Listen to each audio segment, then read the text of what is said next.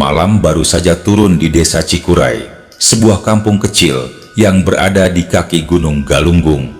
Angin membawa bau tanah basah dan suara jangkrik bersahutan dari ladang yang mulai gelap. Di sebuah rumah panggung tua yang dikelilingi pohon mangga dan kelapa, tinggal seorang perempuan bernama Raras.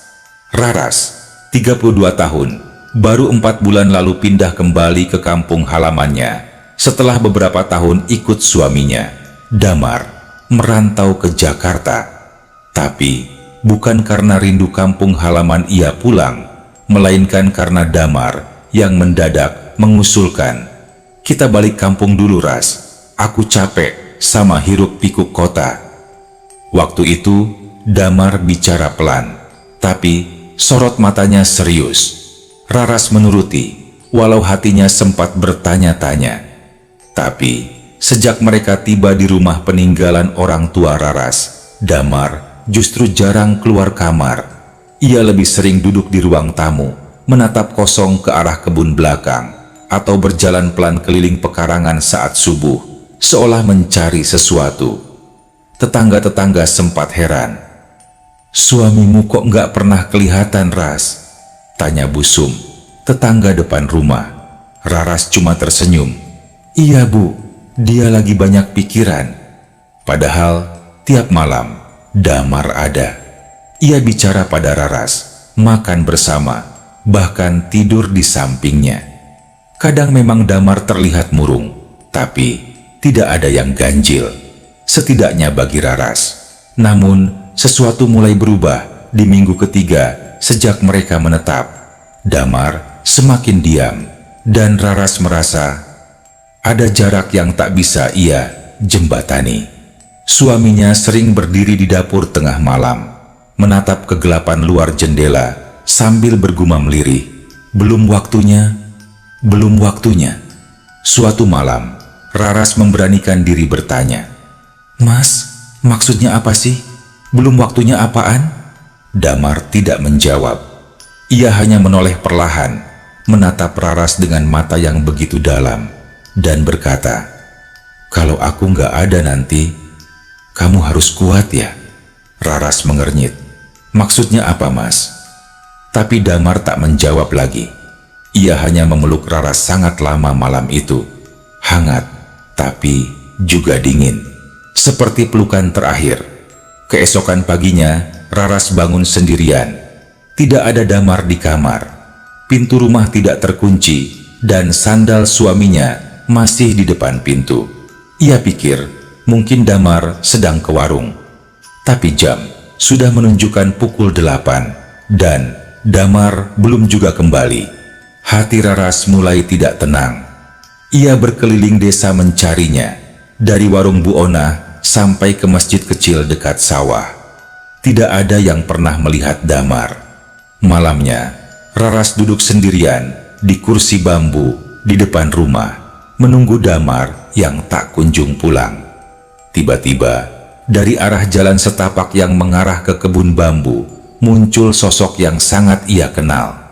Damar jalan pelan, seperti biasanya. Wajahnya tenang. Raras berlari, memeluk suaminya. "Mas, kemana aja? Aku panik."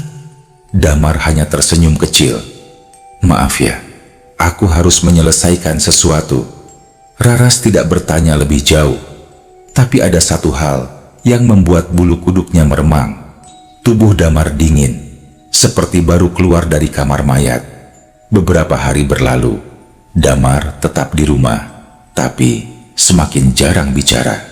Raras mulai mengalami mimpi-mimpi aneh. Dalam mimpinya, ia melihat Damar duduk di antara kabut, menatapnya dari kejauhan. Di belakang Damar ada orang-orang berpakaian putih, diam dan menunduk. Di malam lainnya, ia bermimpi berjalan ke kebun belakang dan menemukan gundukan tanah segar yang basah dengan batu nisan tanpa nama di atasnya. Suatu pagi, ia menemukan daun pisang bertumpuk di dapur, lengkap dengan bunga 7 rupa. Ia tak ingat kapan membelinya, tapi Damar hanya bilang, "Buat nanti, kalau waktunya tiba." Raras mulai ketakutan. Tapi ia belum mau percaya ada yang tidak beres. Sampai suatu hari, Pak Lurah datang ke rumah. Ia membawa surat dari Jakarta. "Ini surat dari RW di tempat tinggalmu yang dulu, Ras," katanya penting. Dengan tangan gemetar, Raras membuka surat itu. Isinya singkat, diketik rapi, dan ditandatangani RW lama mereka.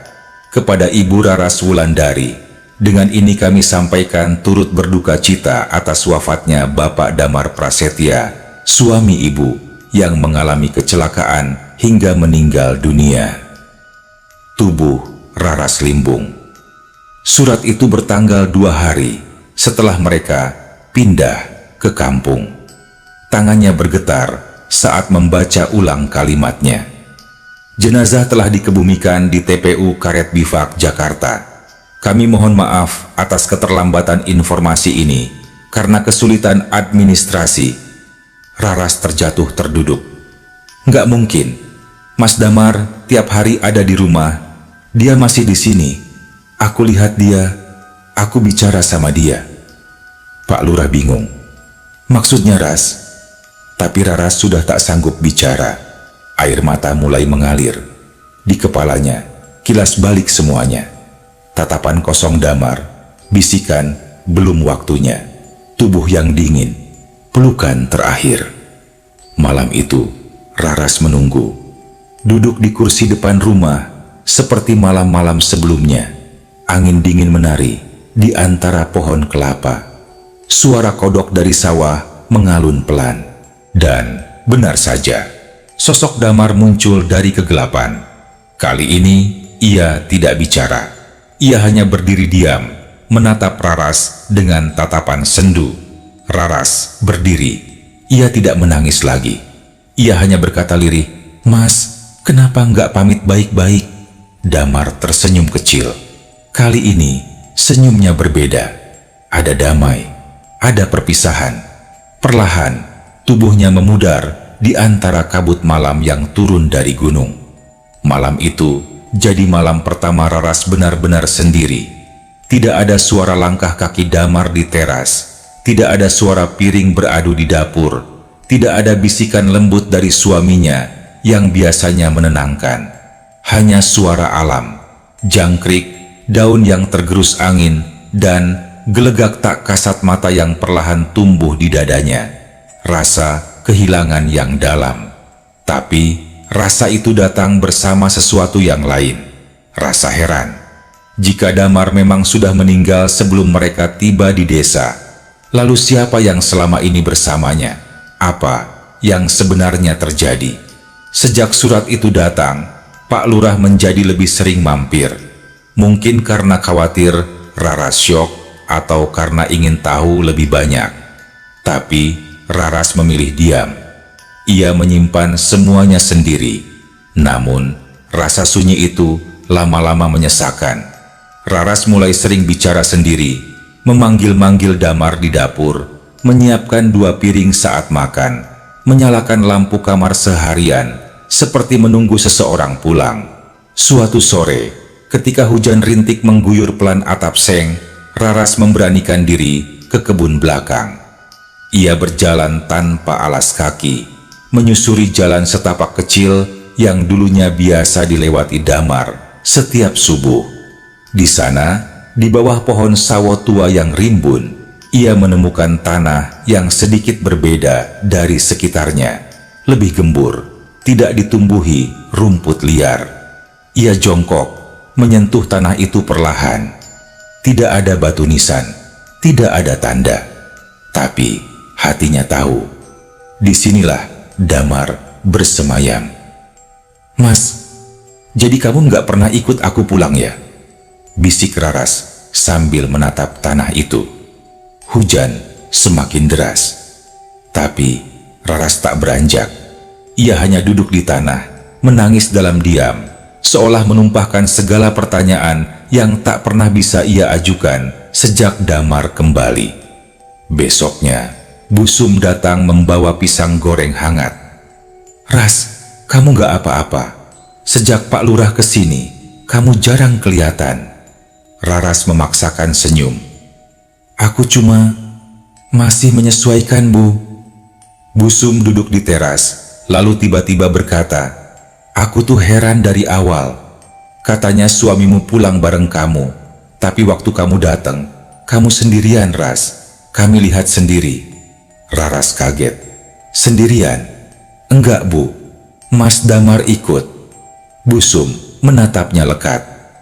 Ras, waktu kamu pulang, kami lihat kamu turun dari mobil pickup sendirian. Kamu bawa 2 tas. Iya, tapi nggak ada orang lain. Supir pickup juga cerita, katanya kamu sepanjang jalan diam aja, nggak ngajak siapa-siapa ngobrol. Padahal dia ngira kamu janda. Ucapan itu membuat Raras semakin limbung. Ia berusaha mengingat-ingat waktu turun dari mobil, waktu membuka pintu rumah, waktu pertama kali masuk kamar. Apakah benar selama ini ia sendirian? Tapi tidak mungkin. Ia merasa Damar ada. Ia bicara dengannya. Ia makan bersama. Bahkan mereka tidur sekamar. Atau semua itu hanya mimpi panjang. Hari-hari berikutnya, Raras mulai memperhatikan setiap detail. Ia membuka lemari Damar. Semua bajunya masih tersimpan rapi, tapi anehnya, tidak ada satupun baju kotor. Padahal ia ingat pernah mencucikan bajunya. Ia buka tas koper yang katanya dibawa Damar. Kosong. Raras mulai mengais ingatan-ingatannya satu persatu. Malam saat Damar memeluknya, bau tubuhnya, suara napasnya. Apakah semuanya ilusi? Lalu, suatu malam, ia mendengar suara pintu kamar terbuka perlahan. Suara langkah kaki menuju dapur. Raras yang setengah tertidur sontak terbangun. Ia mengintip dari celah pintu kamar dan melihat sesosok tubuh tinggi berdiri membelakanginya di dekat kompor. Damar.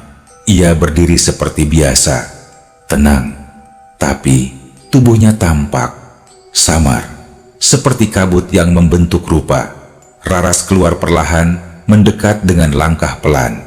Ia tidak merasa takut, yang ia rasakan hanya rindu. Rindu yang begitu menyesak. Mas, bisiknya. Damar menoleh, perlahan. Wajahnya tenang, tapi ada sorot sedih. Aku cuma mau lihat kamu sekali lagi. Kenapa kamu pulang kalau kamu udah nggak ada? Raras mencoba tegar. Damar menunduk. Karena aku belum siap ninggalin kamu waktu itu. Aku nggak mau kamu sendirian. Air mata mengalir di pipi Raras. Ia tak tahu harus berkata apa. Sekarang? Tanyanya akhirnya. Damar menatap mata istrinya dalam-dalam. Sekarang aku siap. Besok paginya, Raras menemukan dirinya tidur di depan ruang tamu dengan selimut menyelimuti tubuhnya. Tak ada suara langkah kaki, tak ada piring beradu, tak ada bayangan Damar dimanapun. Ia tahu suaminya sudah benar-benar pergi. Namun, sejak malam itu, ada yang berubah. Rumah yang tadinya terasa dingin dan sunyi, kini lebih hangat, seperti ada bekas kehadiran cinta yang tidak menghilang, walau raganya telah tiada. Suatu hari, Raras pergi ke Jakarta, mengunjungi makam Damar yang disebut dalam surat TPU Karet Bivak, Blok J. Ia berdiri di depan nisan sederhana, bertuliskan nama suaminya, menabur bunga yang ia bawa dari kampung, melati, kenanga, dan daun pandan. Aku nggak tahu kenapa kamu datang waktu itu, Mas, tapi aku bersyukur kamu pulang, meskipun cuman sebentar. Angin bertiup pelan. Raras memejamkan mata, dan untuk sesaat ia merasa tangan hangat menyentuh pundaknya, ringan, lalu hilang. Sepulang dari Jakarta, Raras tak langsung kembali ke rumah. Ia menginap semalam di rumah bibinya, Bu Rini, yang tinggal di Bekasi. Meski rumah itu ramai oleh suara cucu-cucu kecil dan hiruk-pikuk jalan besar, hati Raras tetap terasa hampa. Seolah ada ruang dalam dirinya yang tak bisa diisi oleh apapun selain kehadiran Damar atau apapun yang dulu ia pikir adalah Damar. Tapi malam itu, di sudut kamar tamu kecil di lantai 2, Raras bermimpi aneh. Dalam mimpinya, ia kembali ke rumah panggungnya di kampung. Tapi rumah itu tampak lebih tua, kayu-kayunya lapuk, atapnya bocor, dan pekarangannya dipenuhi tanaman liar. Di ruang tengah, ia melihat Damar duduk membelakanginya, menghadap jendela. Ia tidak bicara, hanya memainkan sebuah radio tua. Raras berjalan pelan, memanggil, "Mas." Tapi suara yang menjawab bukan suara Damar, melainkan suara perempuan lain dari arah dapur, lirih dan serak. "Dia bukan milikmu lagi." Raras menoleh dan melihat bayangan hitam tinggi menjulang berdiri di ambang pintu dapur. Bayangan itu tidak berbentuk manusia, matanya merah dan tubuhnya seperti asap yang menggumpal. Lalu semuanya gelap. Ia terbangun dengan napas tersengal dan keringat dingin di leher. Keesokan paginya, Raras kembali ke kampung. Perjalanan 5 jam itu terasa seperti melayang. Pikirannya melompat-lompat antara mimpi semalam dan kenangan yang terus menghantui. Sampai akhirnya, ia melihat lagi rumahnya. Rumah panggung kayu di kaki Gunung Galunggung itu berdiri tenang, dikelilingi pohon mangga dan semak liar. Tapi kali ini, ia merasa ada yang berbeda. Aura rumah itu seperti menyimpan sesuatu yang belum selesai. Raras menghabiskan hari dengan membersihkan rumah, menyapu pekarangan, mengecek dapur, dan menyalakan dupa kecil yang dulu biasa dipakai ibunya untuk mengusir bau lembab. Saat malam tiba, listrik sempat padam selama 10 menit. Dalam gelap itu, ia mendengar sesuatu dari kamar, seperti suara radio berdesis, padahal ia tak punya radio. Begitu listrik menyala kembali, suara itu hilang. Tapi perasaan tak nyaman tetap tinggal. Beberapa hari kemudian, Raras nekat mengunjungi Pak Harun, seorang sepupu almarhum ayahnya yang dikenal sebagai orang sepuh kampung. Pak Harun tinggal agak jauh di dusun Leweung Gede, tapi ia masih sering didatangi warga untuk urusan-urusan tak kasat mata. "Pak, boleh saya tanya sesuatu soal rumah saya?" tanya Raras ketika bertandang ke rumah Pak Harun di sore hari. Pak Harun hanya mengangguk pelan, menunggu. "Saya merasa Mas Damar, suami saya, masih ada di rumah, tapi bukan dia saja. Seperti ada sesuatu yang lain, yang lebih tua, lebih kuat, dan saya takut itu bukan hanya perasaan." Pak Harun menatapnya lama, lalu ia menghela napas. "Kamu tinggal di rumah peninggalan orang tuamu kan? Waktu kecil, kamu pernah dengar cerita soal kebun belakang itu?" Raras menggeleng. Ia tahu kebun itu lebat dan dulu sempat ditumbuhi pohon jati, tapi tidak pernah mendengar cerita aneh. Pak Harun melanjutkan, "Dulu, sebelum rumah itu dibangun, tanahnya sering dipakai tempat nyepi orang-orang dulu. Bukan semedi biasa, tapi tempat pembuangan, tempat melepaskan sesuatu. Waktu ayahmu bangun rumah di situ, aku sempat ingatkan, tapi dia orang modern, nggak percaya hal-hal gitu." Raras bergidik. "Jadi, mungkin bukan Damar yang datang ke kamu, tapi sesuatu yang memakai rupa dia, karena rasa rindumu yang kuat, karena ruang di tanah itu belum sepenuhnya bersih. Tapi aku yakin itu Damar, Pak. Aku tahu caranya bicara, tatapannya, bahkan cara dia melipat bajunya." Suara Raras nyaris gemetar. Pak Harun menatapnya dengan mata teduh. "Kadang, yang datang memang mereka, tapi belum tentu mereka datang sendiri." Malam itu, Raras tidak bisa tidur. Ia terjaga di ruang tengah, ditemani teh dan lampu minyak. Ia ingin percaya bahwa yang selama ini datang memang Damar, bukan tiruan bukan tipuan. Lalu, sekitar jam 2 dini hari, ia mendengar suara langkah dari luar. Pelan, berderit di atas lantai kayu.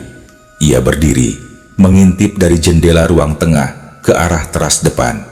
Ada sosok di sana, tinggi, ramping, diam. Raras membuka pintu perlahan. Sosok itu berdiri menunduk, seperti menunggu. Ketika angin malam menyibak kabut tipis, wajah itu terlihat damar. Tapi kali ini, ada yang tidak sama. Matanya kosong, tanpa ekspresi. Bajunya basah kuyup seperti habis terendam air. Dan dari sela-sela jemarinya, air menetes, seperti darah yang sudah dicairkan.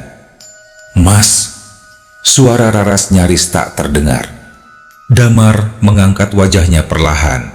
Bibirnya bergerak, tapi bukan suara manusia yang keluar, melainkan gumaman datar, seperti orang mengigau dari dalam air. "Jangan percaya. Yang kau lihat, bukan aku, bukan aku." Lalu tubuh itu bergetar, menggeliat, dan ambruk begitu saja. Tapi ketika Raras mendekat, sosok itu telah hilang. Hanya tanah basah di lantai kayu dan bau anyir yang menempel di udara. Pagi harinya, Raras kembali ke kebun belakang. Kali ini, ia menggali gundukan tanah itu sendiri, dengan tangan, tanpa alat. Ia ingin tahu apa yang sebenarnya dikuburkan di sana. Setelah sekitar setengah meter, jarinya menyentuh sesuatu. Bukan batu, bukan kayu, tapi kain. Raras menggali lebih dalam, hingga terlihat seikat kain kafan kusam, dibungkus dengan akar-akar kecil yang merambat dari dalam tanah. Ia memekik kecil, tapi ia tidak berhenti. Ia menarik kain itu pelan-pelan dan menemukan seikat rambut panjang terjuntai dari dalamnya. Bukan rambut Damar, rambut perempuan. Raras terduduk, napasnya tercekat. Apa yang selama ini tertanam di sana bukan Damar, tapi sesuatu atau seseorang yang mungkin sudah lama menunggu, dan mungkin, hanya mungkin, selama ini Damar kembali bukan untuk menyapa, tapi untuk memperingatkan. Raras menatap kain kafan kusam dan rambut panjang yang kini terbuka setengah dari gundukan tanah. Matanya tak berkedip, tubuhnya kaku. Segalanya terasa seperti mimpi buruk yang tak kunjung usai. Nafasnya berat, dan udara sekitar kebun terasa lebih dingin dari biasanya, seolah tanah itu menyimpan hawa kematian yang belum tuntas. Tapi anehnya, tidak ada rasa takut yang melumpuhkan seperti biasanya. Justru ada semacam ketenangan, seolah sesuatu yang lama terpendam akhirnya muncul ke permukaan. Meski ia belum tahu apakah itu awal jawaban atau awal dari malapetaka yang lebih dalam. Raras tidak melanjutkan penggalian. Ia hanya menutup kembali gundukan itu pelan-pelan dengan tangan kosong, memadatkan tanah seadanya. Di dadanya hanya satu keyakinan tumbuh. Seseorang harus tahu ini, dan itu bukan siapa-siapa kecuali Pak Harun. Malam itu, Pak Harun datang setelah maghrib, ditemani seorang lelaki berusia sekitar 40-an bernama Kang Saka, seorang penjaga situs leluhur di kaki Gunung Galunggung. Mereka duduk bertiga di ruang tengah, ditemani lampu teplok dan suara serangga malam dari luar rumah. Raras menceritakan semuanya. Tentang sosok Damar yang menampakkan diri basah kuyup, gumaman anehnya, hingga gundukan tanah dan penemuan kain kafan dan rambut perempuan. Pak Harun mendengarkan dengan mata terpejam. Kang Saka, yang dari tadi hanya diam, akhirnya angkat suara dengan tenang. "Kalau boleh saya nebak, itu bukan arwah Damar yang datang ke ibu, tapi bayangannya. Cerminan dari kenangan yang dipakai sesuatu buat nempelin rasa. Biasanya ini muncul karena ada penuntut yang belum selesai." "Penuntut?" tanya Raras pelan. "Iya, makhluk atau energi atau jiwa. yang merasa tempat ini miliknya.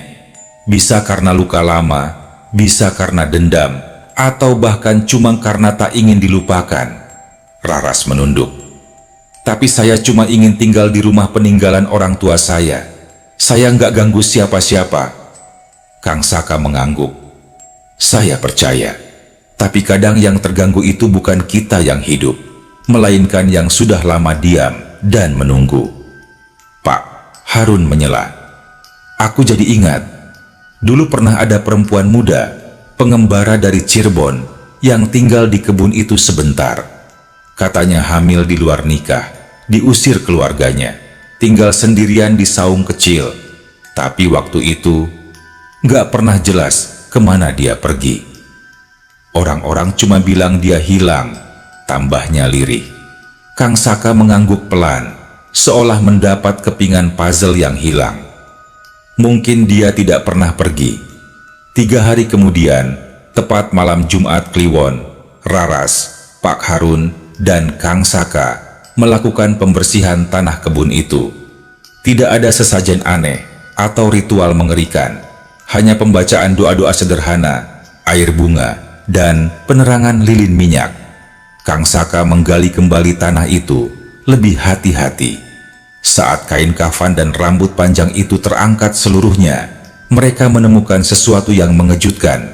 Sebuah gundukan tulang kecil yang telah menyatu dengan tanah, dan di sisinya ada sebongkah batu pipih, seolah batu nisan sederhana, tanpa tulisan apapun. Dia dikubur diam-diam, bisik Pak Harun, dan dilupakan. Kang Saka memandikan tulang-tulang itu dengan air bunga, membungkusnya ulang dalam kain putih bersih, dan meletakkannya di dalam kotak kayu. Raras menatapnya dalam diam, tidak lagi takut, tapi justru dihantui rasa iba yang mendalam. Kalau arwah itu gentayangan, bukan karena jahat, tapi karena dilupakan, ujar Kang Saka, nyaris seperti gumaman. Malam itu, Raras bermimpi lagi. Ia berada di kebun, di bawah cahaya bulan yang redup, tapi tak ada lagi rumput liar atau hawa dingin. Semuanya bersih, lapang, dan hangat. Di ujung kebun, berdiri sosok perempuan muda berbaju putih sederhana, rambutnya panjang, wajahnya pucat tapi damai. Di sampingnya berdiri Damar. Raras berjalan mendekat. Perempuan itu tersenyum padanya, senyum tenang yang tak menyimpan dendam.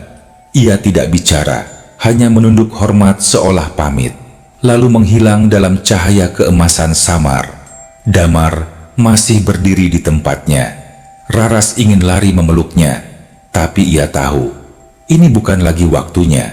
Maka ia hanya berkata, lirih, terima kasih, udah nemenin aku pulang, Mas. Damar tersenyum. Kamu kuat, Ras, lebih kuat dari yang kukira. Lalu perlahan, tubuh Damar pun menghilang. Tidak mencair, tidak melayang, hanya lenyap seperti embun pagi. Raras terbangun dengan air mata hangat mengalir di pipi. Tapi, untuk pertama kalinya sejak lama, ia merasa hatinya tenang.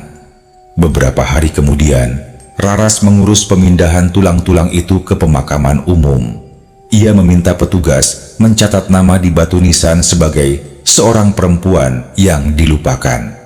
Ia juga menanam pohon melati di sisi makam sebagai tanda bahwa seseorang pernah peduli, meski terlambat. Rumah panggung itu kini terasa berbeda. Tidak lagi dingin, tidak lagi sunyi. Malam-malamnya tetap sepi, tapi tidak menghantui. Raras kembali hidup sendiri, tapi tak merasa sendiri, karena ia tahu yang sudah pergi tidak benar-benar hilang. Mereka hanya kembali ke tempat yang seharusnya. Sudah lebih dari sebulan sejak malam pembersihan itu, kehidupan Raras mulai kembali berjalan normal, meski tak pernah benar-benar sama. Ia tetap tinggal di rumah kayu warisan orang tuanya di kaki Gunung Galunggung, menekuni usaha kecil menjual rempah dan teh kering ke beberapa pasar dan koperasi sekitar Tasikmalaya. Pagi-pagi, ia biasa menyapu halaman sambil mendengarkan siaran radio dari warung tetangga. Sesekali ia mengirimkan parsel herbal ke desa lain, naik angkot, atau kadang menumpang motor tetangga. Kehidupannya kembali sederhana, bahkan lebih sunyi dari sebelumnya. Tapi di tengah keheningan itu, ada ketenangan baru yang dulu tak pernah ia rasakan. Ia masih memimpikan Damar sesekali, tapi tidak lagi dengan wajah pucat atau tubuh basah kuyup. Kini Damar hadir sebagai sosok biasa, seperti dulu. Duduk di teras, menyeduh kopi, membaca koran, atau menyiram tanaman. Ia tidak berkata banyak dalam mimpi-mimpi itu. Hanya senyum atau mengangguk, seolah ingin bilang, "Kamu enggak sendiri." Suatu sore di akhir bulan, Raras menerima surat dari kantor kelurahan. Ada undangan dari dinas sosial yang meminta kehadirannya ke kantor desa terkait penyesuaian data kependudukan. Dengan sedikit rasa malas, ia berangkat keesokan harinya. Di ruang arsip, seorang pegawai muda menunjukkan berkas yang membuat Raras tercekat. Sesuai dengan pencatatan data dari RS di Bogor dan data pemakaman tahun lalu, nama suami ibu, Damar Prasetya, telah tercatat meninggal dunia tanggal 12 Desember tahun lalu. Mohon maaf, apakah ibu belum pernah menerima dokumen ini sebelumnya? Tangan Raras gemetar saat menyentuh map coklat yang disodorkan pegawai itu. Di dalamnya ada fotokopi surat kematian, tanda tangan dokter, dan salinan surat pemakaman. Semua sah, semua resmi. Tapi yang lebih mengguncang adalah tempat kematiannya. RSUD Bogor, akibat kecelakaan lalu lintas. Padahal, Raras bersumpah, Desember tahun lalu Damar masih bersamanya di rumah, makan malam bersama, membenahi atap yang bocor, bahkan sempat membawakan keripik dari pasar Singaparna. Ia tak bicara apa-apa, hanya mengangguk lemah, lalu melangkah keluar kantor desa sambil menahan napas yang terasa seperti menabrak dinding.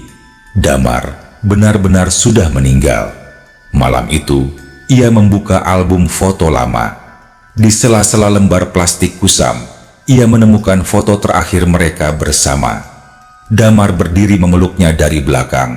Tangannya menutup mata Raras seperti sedang bercanda. Tapi kini, sorot mata itu berbeda, seolah menyimpan rahasia yang tidak pernah ingin dibuka. Raras menangis diam-diam, tapi bukan karena takut, bukan karena kesepian, melainkan karena akhirnya ia memahami satu hal: Damar memang pulang, tapi bukan untuk tinggal. Ia kembali hanya untuk menemani, menuntun, dan menolongnya melepaskan sesuatu yang tidak lagi bisa digenggam. Beberapa hari setelah itu, Raras membuat sebuah perubahan kecil. Ia membongkar lemari lama Damar, melepas semua barang-barang yang selama ini ia biarkan tetap di tempatnya. Baju-baju dilipat dan disumbangkan. Sepatu, buku-buku, bahkan sisir tua yang biasa Damar pakai. Semuanya dirapikan dan dikemas dalam kotak kecil. Ia tidak membuangnya, hanya menyimpannya dalam gudang sebagai bentuk penerimaan. Lalu, ia menata ulang ruang tengah, memasang pot bunga baru, membuka jendela lebih lebar, dan meletakkan radio tua di sudut ruang. Radio yang bahkan sudah lama tak menyala, tapi kini terasa seperti saksi dari semua yang sudah berlalu. Dan malam itu, untuk pertama kalinya, ia tidur nyenyak, tanpa mimpi, tanpa bayangan. Hanya sunyi yang tidak mengancam, dan gelap yang terasa seperti pelukan. Beberapa minggu kemudian, Raras membuat kunjungan kecil ke makam perempuan tak dikenal yang pernah ia temukan di kebun. Ia membawa bunga melati dan duduk di samping makam itu selama hampir 1 jam, hanya diam. Tak berdoa, tak menangis, hanya menyampaikan rasa bahwa dunia kadang kejam pada mereka yang sunyi, tapi semua jiwa layak diingat, layak disayangi, meski tanpa nama, tanpa ikatan. Di bawah pohon melati itu, angin berhembus lembut, seolah seseorang membalas kunjungannya dengan belayan hangat. Tahun berikutnya, rumah Raras menjadi tempat belajar bagi anak-anak kecil sekitar kampung. Ia membuka kelas membaca dan menulis sederhana.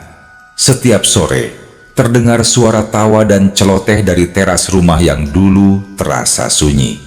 Anak-anak duduk bersila di tikar, mengeja huruf, menggambar gunung, dan memanggil Raras dengan panggilan Bu Guru. Seseorang pernah bertanya padanya, "Ibu, nggak takut tinggal sendirian di rumah segede ini?" Raras hanya tersenyum. Sendiri itu beda dengan sepi, dan rumah ini sudah terlalu banyak memberi untuk saya takut padanya.